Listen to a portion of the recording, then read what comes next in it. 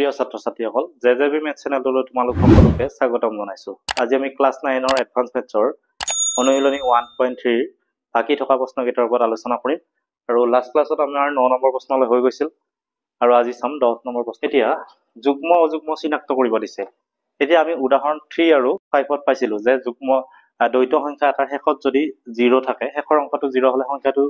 যুগ্ম আৰু শেষৰ অংকটো 1 হলে সংখ্যাটো অযুগ্ম। আমাৰ দশমিক সংখ্যাৰ নিচিনাই ঠিক দশমিক সংখ্যাৰো আমাৰ কি হয়, শেষত 0 হলে যুগ্ম, শেষত 1 থাকিলে অযুগ্ম।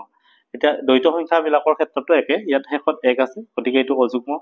এইটো অযুগ্ম, এইটো শেষত 0 আছে এইটো যুগ্ম, এইটো অযুগ্ম, এইটো যুগ্ম হ'ব, এইটো অযুগ্ম হ'ব, এইটো অযুগ্ম হ'ব। তো নম্বৰটো আমাৰ একেবাৰে 11 নম্বৰটো চাম। 11 নম্বৰটো আছে আমাৰ তলৰ ভগ্নাংশ কেইটাক 6 ভূমিৰ বিন্দু ভগ্নাংশত প্ৰকাশ কৰা। এতিয়া 3/4 টো আমি চাম। ইয়াত r ইকুয়াল টু আমাৰ 6 আছে কাৰণ 6 ভূমি বুলি আছে তো। এটা 3/4 টো আমি 6 ৰে যদি পূৰণ কৰো 2 2 গুণ 4 2 3 গুণ 6 3 3 গুণ 9 9/2 আকৌ এইটো আমি এনেকৈ লিখিব পাৰো 2 4 গুণ 8 8 1 9 আকৌ এইটো 1/2 পালো। এটুক যদি আকৌ আমি 6 দি পূৰণ কৰো 2 3 গুণ 6 তাৰ মানে 3 পালো। এটাকে আমাৰ বিন্দু ভগ্নাংশটো কিমান হ'ব? বিন্দু ভগ্নাংশটো হ'ব 4/6 লিখিবা 3/6 স্কয়ার তার মানে 0.43 ভূমিটো 6।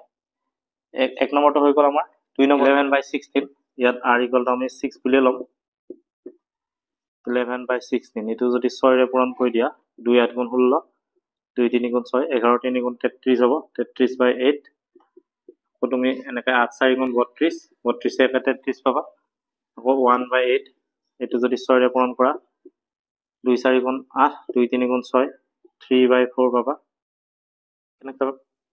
এটো 0 এটা আগত দি লবা 3/4 আকৌ 3/4 টো আমি 6 যদি পূৰণ কৰো 2 2 গুণ 4 2 3 গুণ 6 3 3 গুণ 9/2 আকৌ এটো কৰিলে 2 4 গুণ 8 8 1 9 হ'ব আকৌ 1/2 এটো আকৌ যদি 6 ৰে কৰা 2 3 গুণ 6 3 পালো। ইফালে লিখিছো এটাকে বিন্দু ভগ্নাংশটো তোমাৰ বিন্দু ভগ্নাংশটো 4/6 স্কয়াৰ লিখিবা 4/6 হ'ব তাৰপিছত 0/6 স্কয়াৰ আকৌ 4/6 cube plus 3/6 to the power 4 তাৰ মানে 0.4043 এটো হৈ গ'ল আমাৰ 3 নম্বৰটো চাম। 3 নম্বৰটো আছে 5/7 এটো 6 পূৰণ কৰিবা 5 6 গুণ 30/7 আকৌ তোমাৰ 7 4 গুণ 28 28 2 30 আকৌ 2/7 পাবা। এটোৰ লগত আকৌ যদি 6 পূৰণ কৰা 6 2 গুণ 12 12/7 তাৰ মানে 7 1 গুণ 7 7 5 12 আকৌ 5/7 এইটো পালো। এটো মানে ৰিপিট হৈ আছে গতিকে এইটো ৰিপিট হৈ থাকিব তাৰ মানে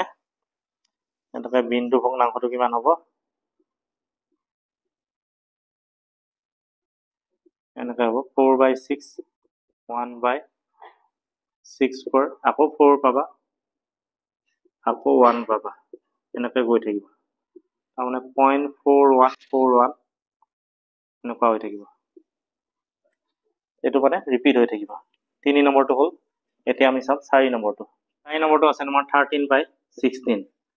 এটো 6 যদি পূৰণ কৰা 2 8 গুণ 16 2 3 গুণ 6 13 3 গুণ 39 হ'ব 39/8 আকৌ কৰিলে 8 4 গুণ 32 হ'ব 32 7 39 7/8 এটো আকৌ 6 কৰিবা 2 4 গুণ 8 2 3 গুণ 6 7 3 গুণ 21/4 পাবা 4 5 গুণ 20 20 1 21 1/4 এটো যদি আকৌ 6 ৰে কৰা 2 2 গুণ 4 2 3 গুণ 6 3/2 2 গুণ 2 2 1 3 আকৌ 1/2 যদি আকৌ 6 কৰা 2 3 গুণ 6 3 তাৰ মানে এটাকে বিন্দু ভগ্নাংশটো তোমাৰ বিন্দু ভগ্নাংশটো কিমান হ'ব এইটো চাবা 4/6 লিখিবা আকৌ 5/6 স্কয়ার তাৰপিছত 1/6 কিউব তাৰপিছত পালা 3/2 6 to the power 4 তাৰমানে 0.4513 এতিয়া 11 নম্বৰটো হৈ গ'ল আমাৰ নেক্সট প্ৰশ্ন চাম এতিয়া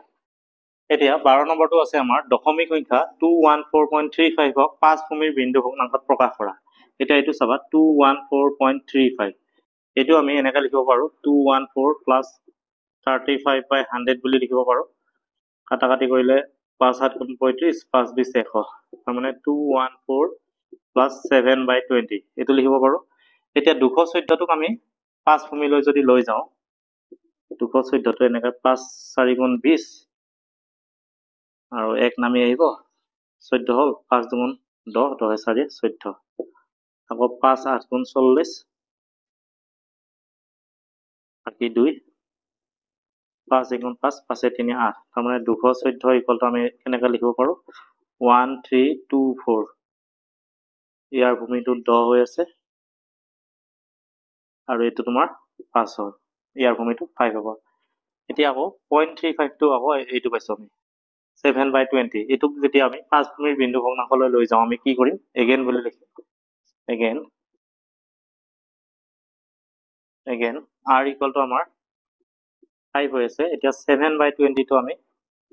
এনেকৈ 5 যদি পূৰণ কৰো 5 1 5 5 4 গুণ 20 তাৰমানে 7 by 4 হ'ব এইটো তুমি 4 1 4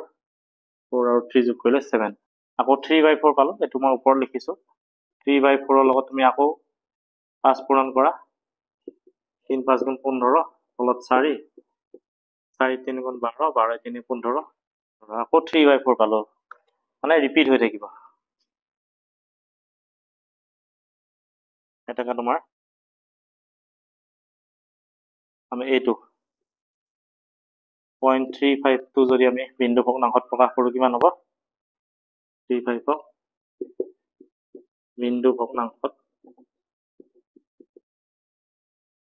হ'ব